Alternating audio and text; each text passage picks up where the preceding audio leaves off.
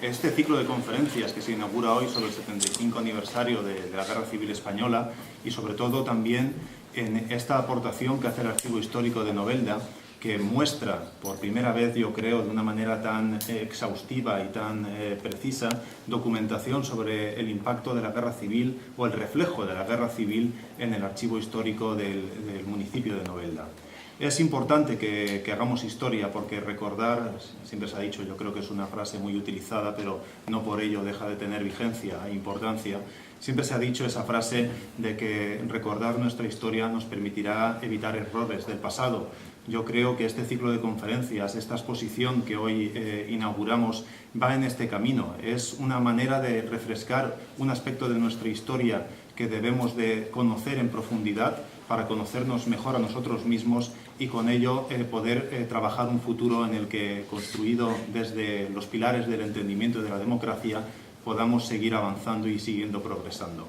Ese es el aspecto, yo creo que es más importante y que subyace a este ciclo de conferencias que, como ya digo, creo que es un aspecto tremendamente completo el que se va a tratar en el mismo y que además, como ya digo también, desde el Archivo Histórico se ha hecho un esfuerzo importante y agradezco a José Luis el trabajo extraordinario y meticuloso que ha realizado por aportar esa parte de Novelda que nos permite conocer el reflejo de la Guerra Civil en el municipio de Novelda y, como verán ustedes, hay una exhaustiva documentación pasando por el Socorro Rojo, por documentación de la resistencia pasiva y por muchas otras cosas que creo que ustedes van a poder disfrutar.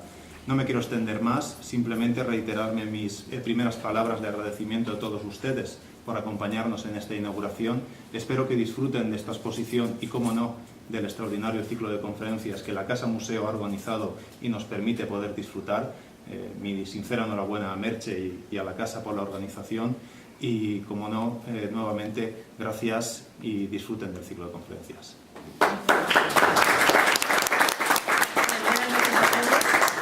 En primer lugar, pues quería agradecerles su presencia en este acto de presentación. En primer lugar, bueno, pues quería un poco contarles cómo nace este proyecto. Históricamente esta casa fue el Socorro Rojo Internacional y, bueno, a partir de esa idea y teniendo en cuenta que era el 75 aniversario, nos pareció que sumarnos a este hecho histórico desde la Casa Museo Modernista pues que era un hecho relevante. Uniremos aspectos de la provincia con aspectos locales y vamos a tener una invitada de excepción que es la expresidenta de la Memoria Histórica Granadina, que nos pondrá de relieve bueno, pues, lo que sucedió con García de Lorca, nuestro gran poeta español. Bien, conforme fuimos avanzando en lo que en primer lugar era el ciclo de conferencias, pues gracias a José Luis, que, bueno, que tenemos una estrecha colaboración, hemos colaborado en muchas cosas, pues pensamos que era muy oportuno, a la vez que muy interesante, pues transversalmente a las conferencias hacer esta exposición que pone de relieve, bueno, pues cosas que nunca se han exhibido y que por primera vez vamos a tener oportunidad de disfrutarlas a lo largo de este mes. Quiero decir que gracias también a la estrecha colaboración que existe con la Universidad de Alicante, bueno, pues hemos podido que la universidad nos conceda un crédito de libre configuración para los alumnos que se han inscrito, tenemos un total de 30, y también un reconocimiento de 15 horas a través del ICE, por lo cual, bueno, pues para las docentes esto es una cosa importante, ¿no? Hemos querido darle toda la relevancia que el acto creemos que lo tiene y, bueno, estamos muy contentos de que la respuesta, porque la verdad que por teléfono nos han llamado desde distintos puntos de la provincia interesándose por esta actividad, unos por las exposiciones, otros por los contenidos de las conferencias, pero el hecho es que hoy comenzamos y que nos sentimos verdaderamente satisfechos. Yo quiero dar las gracias no solo a Valentín, que siempre apoya cualquier iniciativa que emprendemos desde el museo, sino porque José Luis ha estado trabajando con nosotros todos estos meses, buscando documentación en archivos particulares, en su propio archivo, que él maneja tan bien, sabe todo lo que hay allí y más. Entonces ha sido una estrecha colaboración en la cual de verdad que estoy muy agradecida a los dos, porque complementariamente al ciclo de conferencias, ver toda esta documentación en la casa, pues para mí es muy importante. Así es que te lo agradezco, os lo agradezco. Y bueno, y ahora José Luis va a explicarnos con un poco más detenidamente todo el contenido de esta exposición, porque claro, mejor que él no podía explicarlo a otra persona. Muy bien, muchas gracias. Bueno, evidentemente, antes de nada, dar las gracias a Merche por su confianza y a Valentí por su confianza también en este proyecto. Y voy a dar una visión desde el punto de vista archivístico. Bueno, el tema central le hemos puesto refugios de la guerra, o sea, refugios antiaéreos contra bombardeos. Y empezamos en aquella parte de allá en que se exponen los planos de los refugios y en especial el de la Glorieta con sus ramales, que en este caso es de la calle General Márquez de la Romana. Aparte habían dos más, que en la calle Hernán Cortés y en la calle San Alfonso. Aparte también se expone, hemos intentado considerar los aspectos más representativos y también se expone, que está en el suelo, un mapa de 1944 en que se señalan los refugios que, aunque están cegados, sus entradas se conservan. ¿Y por qué se conservan? Por el servicio de defensa pasiva. Eso quiere decir que después de la guerra se conservaron esos refugios por un hipotético ataque o conflicto bélico, o sea, para refugio de la población ante bombas o guerra química. Aparte también hemos puesto una pequeña muestra sobre la incautación de edificios y maquinarias para uso de la industrial de guerra o simplemente la incautación de viviendas para alojar a evacuados o refugiados. También del año 38 hay una pequeña lista de las personas que son afiliados a los partidos políticos de izquierda, evidentemente, y las centrales sindicales. Bien, cómo no, tenía que estar expuestos la primera acta donde se da noticia del conflicto armado que es en marzo del 39, perdón, en agosto, el 5 de agosto del 36, en que se combina a los concejales de la parte derecha, claro, a que juren su lealtad a la República o abandonen, de hecho, juran. Después está la última acta municipal del 28 de marzo del 39, en que hay una reunión, pero que no se celebra en su totalidad porque los asistentes no están, hay 4 personas. Y evidentemente la primera acta que está fechada el 8 de marzo del 39, en que la autoridad militar nombra el gobierno de la ciudad de Novelda. A continuación, en esta vitrina segunda, hemos pensado que era representativo y por el ámbito bélico. Tenemos el Comité de Refugiados en Novelda, de distintas procedencias. En este caso hemos localizado pues, listado de personas, distribución de prendas y parejamente a ella, que hemos considerado que tenía mucho que ver, está la documentación, una parte de ella, evidentemente, sobre las clínicas de sangre, que en principio las clínicas de sangre fueron, en Novelda era la número 1, dependían en ese momento del 36 de Socorro Rojo Internacional, pero después de la militarización de los servicios sanitarios en el 38, pues se convirtieron en hospitales militares, simplemente. Y hay una relación de milicianos o soldados o cuadros orgánicos del ejército que fueron atendidos en Novelda y después Socorro Internacional pues les facilitaba su traslado a sus lugares de origen o simplemente su convalecencia la pasaban en domicilios particulares de Novelda. Bien, allá evidentemente tenía que estar presente en esta casa Socorro Rojo Internacional porque este edificio fue incautado en el 36 hasta el final de la guerra, en que tuvo su sede, en este caso es Socorro Internacional, en la calle Rusia número 22. Después fue cambiado de nombre a la calle Mayor número 22. ¿Qué era el Socorro Rojo Internacional? Era una organización independiente y pareja a Cruz Roja. ¿Y a qué se dedicaban? Pues a asistencia sanitaria, asistencia a refugiados, a colocación de cobijo de niños evacuados y traslado de heridos y de familiares y todo esto. En esta vitrina le hemos dedicado exclusivamente a la emisión de papel moneda. La primera emisión en Novelda fue en el 37, cuando el valor plata fue depreciado y entonces la moneda fraccionaria, que era el día a día del comercio local, no era posible porque el valor no se correspondía a lo que era.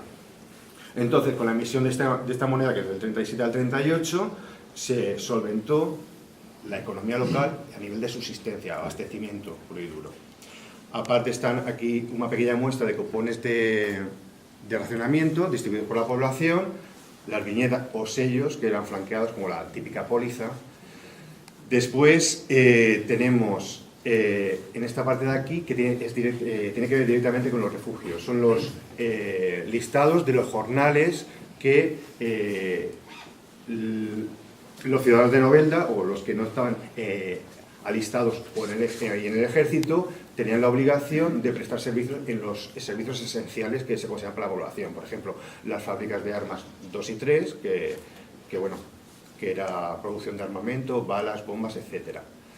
Y también dedicados a la construcción de refugios. Hay un documento que está en aquella parte de allá en que se combina el gobierno municipal, que se denominaba Consejo Municipal de Novelda, al gobernador civil para que se active la construcción de refugios, ya dado que los frentes militares estaban ya muy cercanos, como por la zona centro-sur.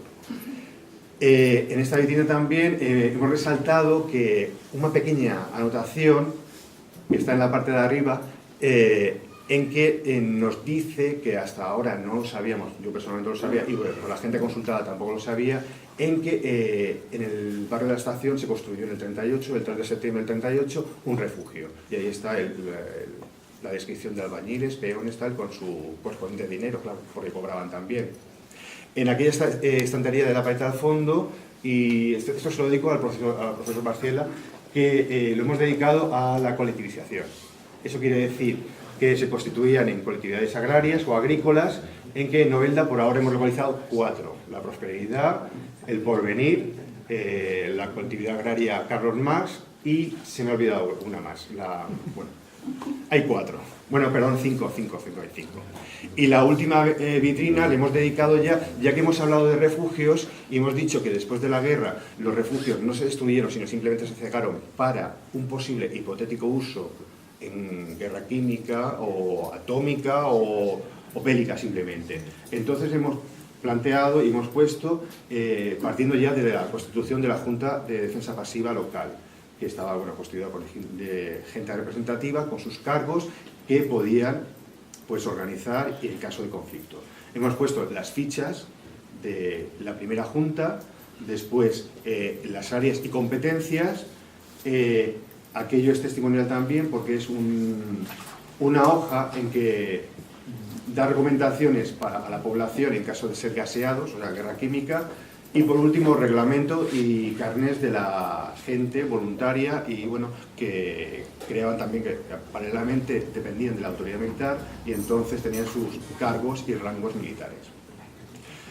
Hemos intentado hacerlo representativo cada cosa y evidentemente no está todo expuesto aquí. Afortunadamente el Archivo Histórico Municipal de Novelda cuenta en este segmento de la historia con bastante documentación y de aquí invito a los investigadores y estudiosos a que vengan, la vean y que la publiquen. Muchas gracias.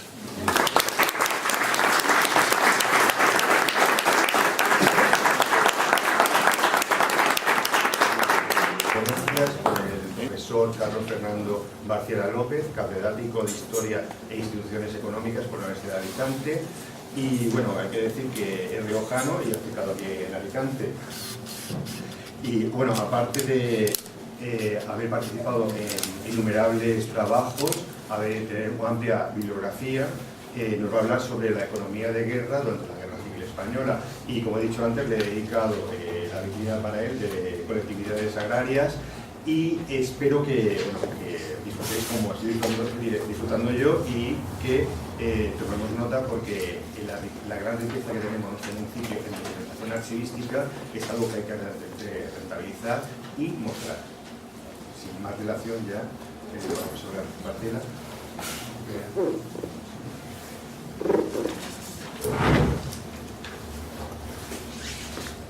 Muy bien, buenas noches.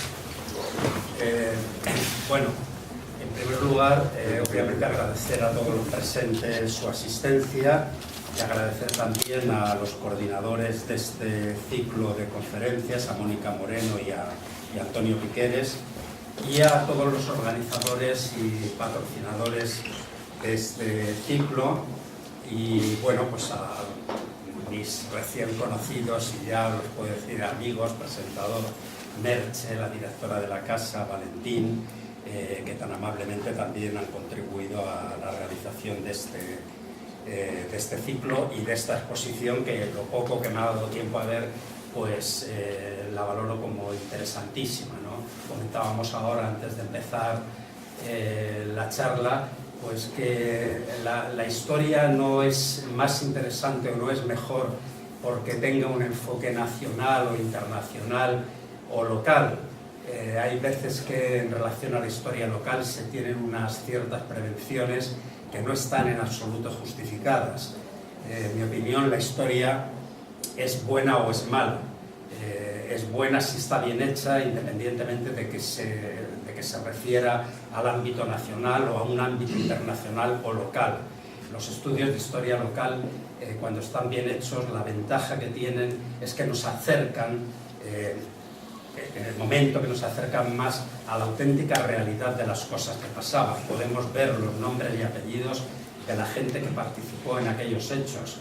Documentos como estamos viendo aquí, con los nombres de las personas que trabajaron en determinadas obras, refugios, etcétera, con su huella dactilar, lo que nos da idea de qué tipo de personas eran, de su falta de formación, etcétera, ¿no? Es una riqueza enorme la que nos puede proporcionar acercarnos a esta documentación.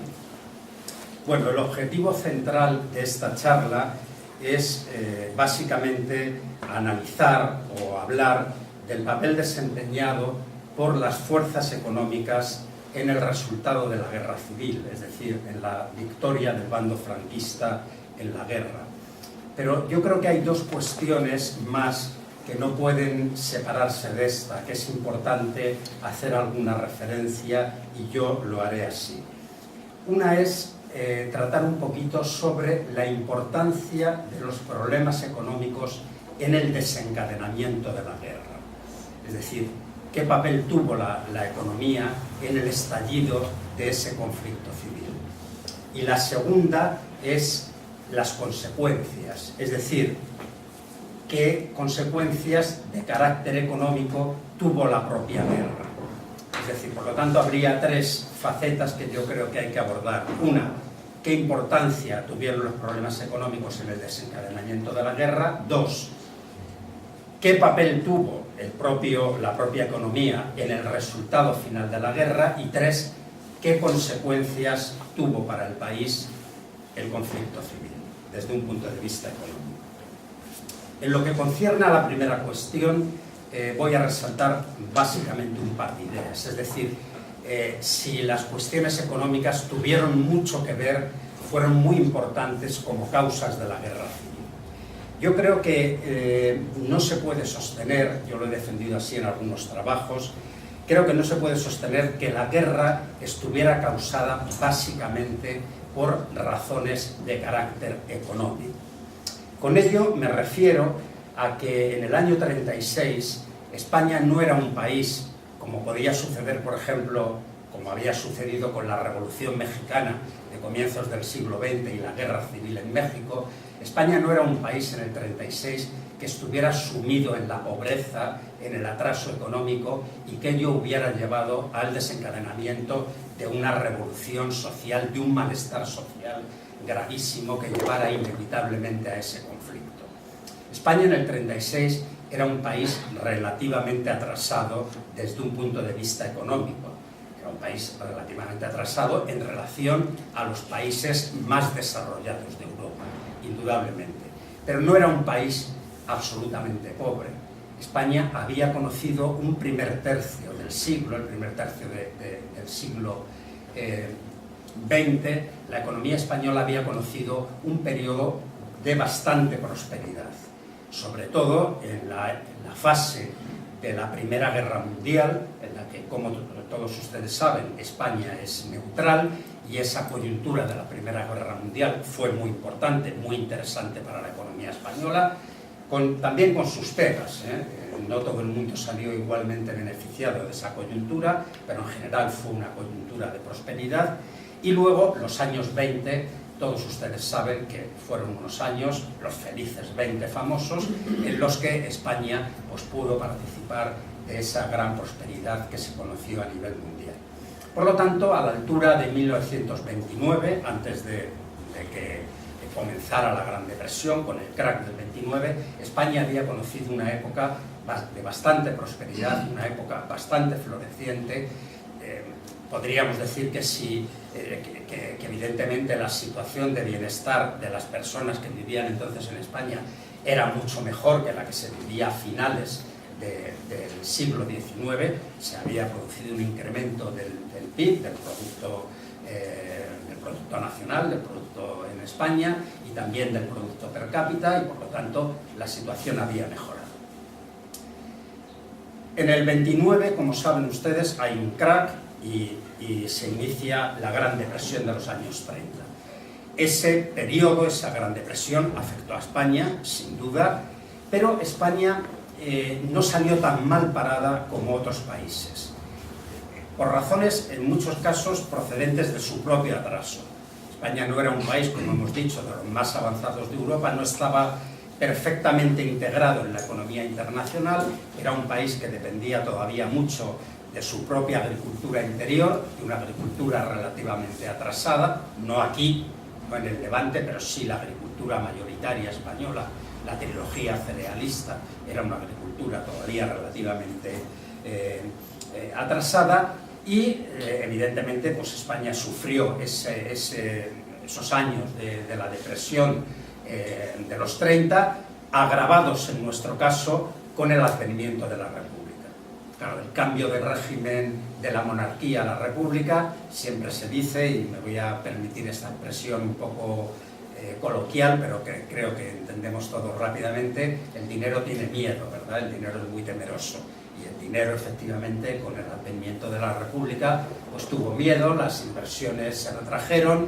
Luego, además, el régimen republicano, obviamente, tenía compromisos de carácter social en relación a las condiciones de vida de los trabajadores, etc. Y, por lo tanto, no era una coyuntura especialmente favorable, digamos, para los empresarios. No era lo que mejor les venía, ¿no? Entonces, entre la situación internacional y los condicionamientos internos, los años 30 son también años difíciles para la economía española, pero no especialmente difíciles. Sin duda no hay término de comparación con lo que sucedió en Estados Unidos, con aquella gran depresión en Estados Unidos y aquella gran crisis durante los años 30, o en Alemania o en otros países mucho más desarrollados, en los que la crisis circuló muy rápidamente por las grandes relaciones económicas internacionales que tenían estos países entre sí, relaciones financieras, bancarias, etc. El propio atraso de España, el que no estuviera España tan integrada en esa economía internacional, nos sirvió un poco de resguardo.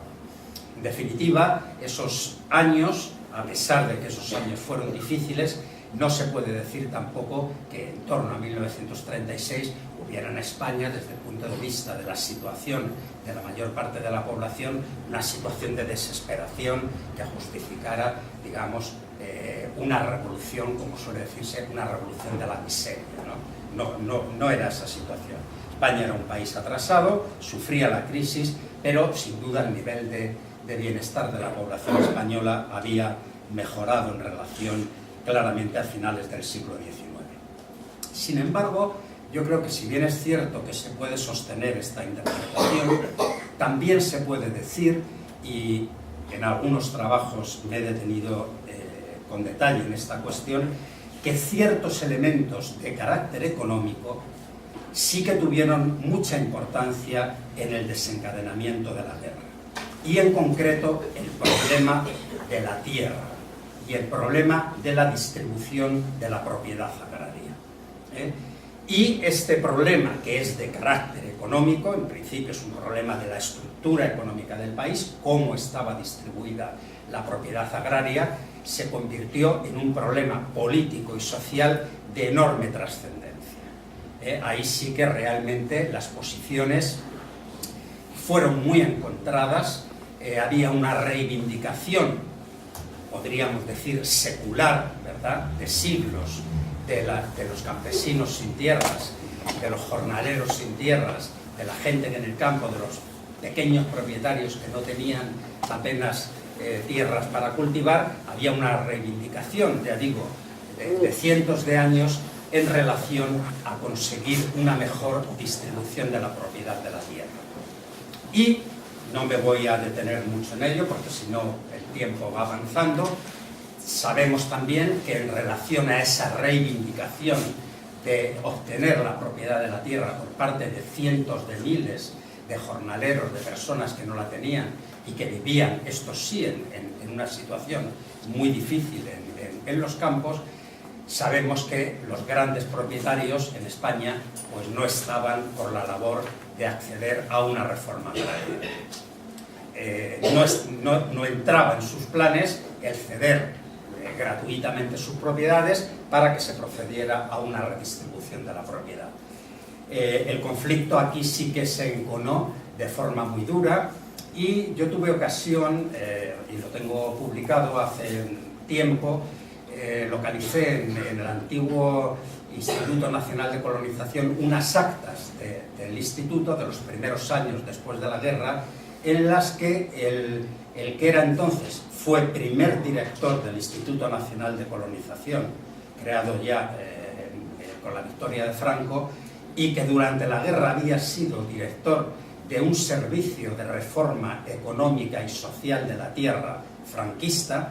Este servicio de reforma económica y social de la tierra quería dar, digamos, la réplica al Instituto de Reforma Agraria Republicana. Bueno, pues la persona a la que me estoy refiriendo, director primero de este servicio franquista durante la guerra y después director del Instituto Nacional de Colonización, hay unas actas manuscritas que, insisto, localicé allí en el Instituto Nacional de Colonización, en el que este señor, de una manera taxativa y clara, dice: entre otras razones, las armas las cogimos, la sublevación se hizo para evitar que cambiara la estructura de propiedad de la tierra. Es decir, hay un reconocimiento